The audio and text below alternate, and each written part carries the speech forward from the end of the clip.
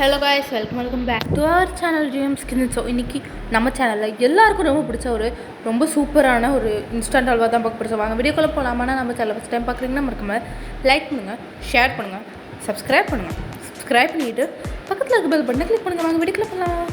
So இந்த ரெசிபிக்கு நமக்கு ரோஸ்டட் பாதாம் வேணும், அப்புறம் 1 கப் வீட் ஃப்ளவர் வேணும், 3 கப் அதே அளவுக்கு 3 கப் சுகர் வேணும், அப்புறம் அதே கப்புக்கு நான் 5 கப் தண்ணி எடுத்திருக்கேன்.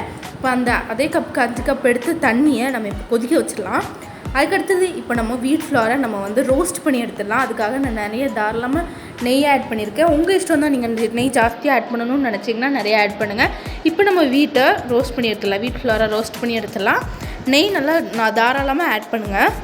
நான் எந்த கப்புக்கு மெஷர் பண்ணி எடுத்தேனோ அதே தான் நான் கடைசி வரைக்கும் யூஸ் பண்ணேன், வேறு எந்த கப்பையுமே யூஸ் பண்ணல.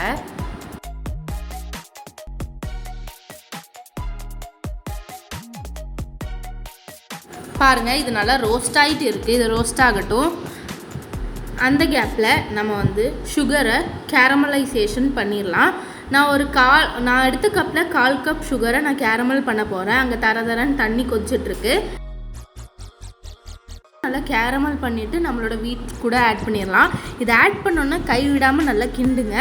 அடுத்தது ஒரு மிக்சர் மாதிரி வந்தோடனே நம்ம ஹாட் வாட்டர் ஆட் பண்ணலாம்.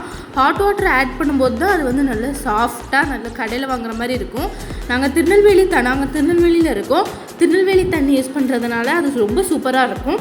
திருநெல்வேலியில் இருக்கிறவங்க யாராவது இந்த வீடியோ பார்க்குறீங்கன்னா மறக்காமல் செஞ்சு பாருங்கள். இப்போ இது கூட செட்டிகை அளவு சால்ட் ஆட் பண்ணிவிட்டு நல்லா மிக்ஸ் பண்ணி விட்டுடலாம்.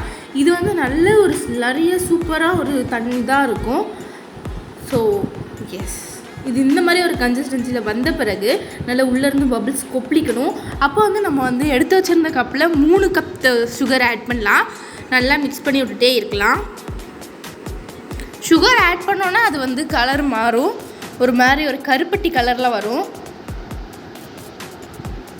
ஸோ இப்போ இது கூட நல்ல நெய் அப்பப்போ ஒகேஷ்னலி கீயை நல்லா ஒகேஷ்னலாக ஆட் பண்ணிவிட்டு நல்லா மிக்ஸ் பண்ணி விட்டுட்டே இருக்கலாம். ஸோ நிறைய கீ ஆட் பண்ணுங்கள். உங்கள் இஷ்டம் தான், நீங்கள் நிறைய ஆட் பண்ணாலும் ஓகே தான், கம்மியாக ஆட் பண்ணாலும் உங்கள் டேஸ்ட்டுக்காக தக்குனால தான்.